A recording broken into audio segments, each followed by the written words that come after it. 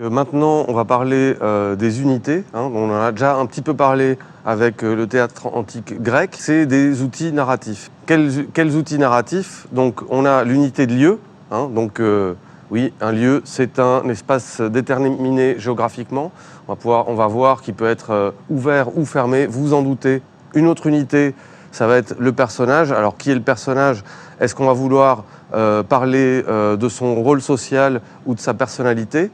Et puis, il y a l'unité de temps qui va être une unité à part parce que cette unité va être présente dans n'importe quel reportage qu'on va réaliser, mais elle va être aussi très déterminante pour les événements. Alors, quand je parle d'événements, on peut parler, je ne sais pas, là, l'exemple que j'ai pris pour que vous puissiez, pour qu'on puisse en parler, c'est un carnaval, mais ça peut être un mariage, ça peut être un baptême, ça peut être...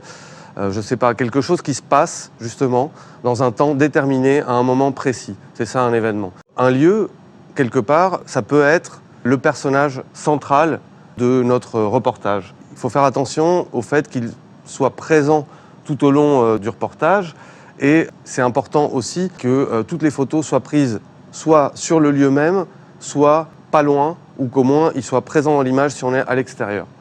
Et puis, voilà. Donc, une des façons faciles de raconter une histoire pour un lieu, c'est de créer de faire en sorte que ce soit comme une visite du lieu. Donc, on va voir ça tout de suite. Alors là, je vous ai donné comme exemple un grand hôtel sans patron, c'est l'hôtel Bauen qui est situé en plein centre de Buenos Aires. Alors l'histoire de cet hôtel, c'est une histoire bien particulière, c'est pour ça que j'ai choisi de raconter cette histoire. C'est que c'est un hôtel qui a été donc abandonné par son propriétaire en 2001 suite à une grosse crise économique qu'il y a eu en Argentine, laissant tous les employés sans travail du jour au lendemain. C'est-à-dire il est parti avec les télés, tout ce qu'il y avait de la valeur, il a mis des camions de déménagement dans le garage, il a tout emporté, il s'est barré et puis il a laissé les gens sans travail. Il y a eu pas mal d'entreprises comme ça où c'est arrivé en Argentine à cette époque-là.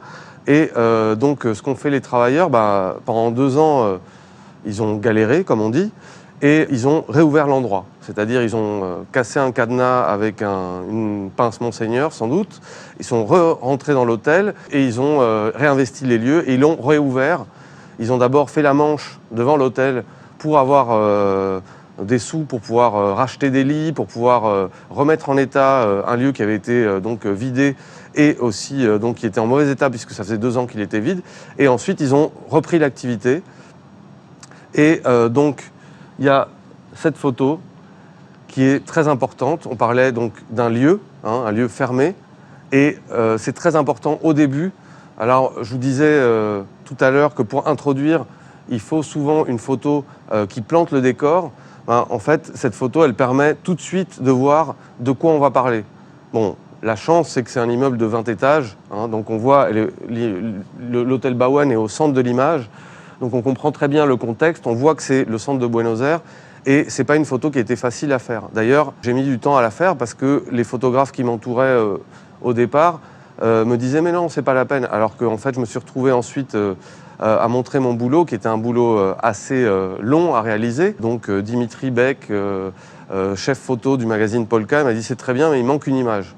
Et il manque cette image-là. Donc je suis retourné et puis j'ai fait tous les concierges du quartier pour essayer de les convaincre de me laisser monter sur les terrasses des immeubles. Donc ça n'a pas été facile. Heureusement, j'habitais pas loin, donc ça permettait d'y aller plus facilement. Et puis en plus, il faut y aller à la bonne heure, il faut que la lumière soit bonne, etc.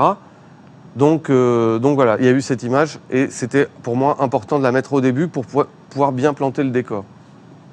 Ensuite, comme je vous ai expliqué, donc, ces gens-là, c'est une véritable lutte en particulier au niveau juridique pour ces personnes, parce que évidemment ils étaient là contre le gré du propriétaire, qui, quand il a vu que l'hôtel fonctionnait bien, d'ailleurs cet hôtel est encore en fonctionnement aujourd'hui, ils l'ont récupéré en 2003 et depuis ça n'a jamais fermé, l'hôtel est en activité et il emploie aujourd'hui une centaine de personnes.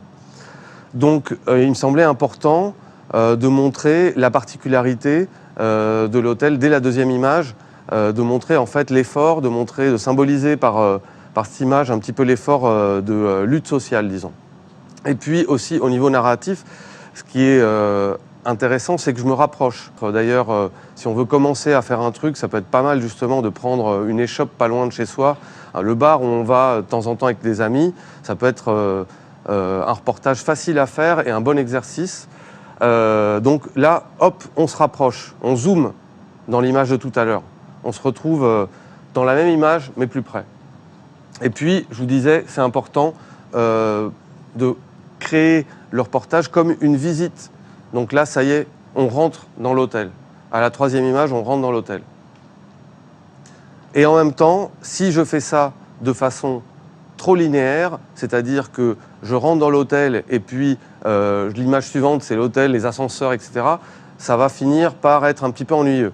Donc là, j'ai essayé de mettre du rythme. Le rythme, c'est important dans la narration, c'est-à-dire que je vais alterner finalement ce que va pouvoir voir un touriste quelconque qui va rentrer dans cet hôtel et, si vous voulez, le backstage, hein, pour employer un mot anglais, c'est-à-dire ce qui se cache derrière comment c'est organisé. Donc c'est un hôtel qui est donc récupéré par ces travailleurs, il n'y a pas de patron et ça fonctionne en assemblée générale. Tous les travailleurs se réunissent au moins une fois par semaine pour prendre des décisions, pour voter certaines choses. Et c'est ça qui le caractérise. En même temps, c'est aussi particulièrement important. C'est pour ça que l'image est au début. Donc là, on revient à l'hôtel classique. Hein, et puis, on revient au backstage. On va faire un aller-retour comme ça entre les cuisines, voilà, le restaurant. L'idée, c'était un petit peu de montrer l'activité. Alors, le reflet et aussi voir un petit peu tout ce qui se trame en dehors de l'activité, tout ce qu'il y a derrière, avec voilà, des personnages dans ce style, hein, qui quand même qui valent le coup d'œil et qui avaient beaucoup d'humour à part ça. Donc là, on est dans la laverie.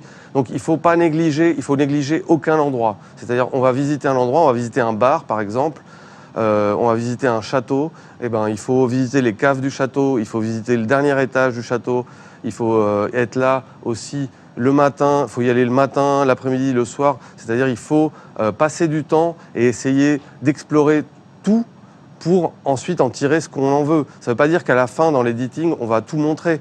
Donc ça, c'est des photos, en fait, qui sont prises dans leur intimité. Et donc, il fallait gagner leur confiance. Ce n'était pas forcément évident. Pourquoi ? Parce qu'en fait, si vous voulez, toute cette partie backstage, ce n'est pas quelque chose qu'ils ont forcément envie de montrer à l'extérieur. Je suis allé avec eux à des manifestations en dehors de Buenos Aires. On a pris le bus, j'ai pris le bus avec cette vieille dame et d'autres personnes. C'était très marrant, c'était très sympa. Et j'ai pris plein de photos. Et après, dans l'editing, dans le choix des images, je ne pouvais pas intégrer ces images-là dans la présentation de l'hôtel. C'était dommage, parce qu'en fait, on reconnaissait les personnages. Mais pour moi, justement, il y avait cette histoire d'unité de lieu. Et ce qui était important, c'était l'hôtel lui-même. Même si les gens font des choses à l'extérieur, ça peut être très compliqué d'intégrer les activités qu'ils peuvent avoir à l'extérieur si mon sujet, c'est le lieu. Voilà, cette vidéo est terminée. J'espère qu'elle vous a plu et qu'elle vous aidera à progresser. Si c'est le cas, n'hésitez pas à la partager pour que le plus grand nombre puisse en profiter. Vous pouvez appuyer sur les boutons pour vous abonner à notre chaîne YouTube et ne rien louper de la suite. Vous pouvez aussi télécharger notre bonus gratuit. Merci de nous avoir suivis et à très bientôt sur Ampara.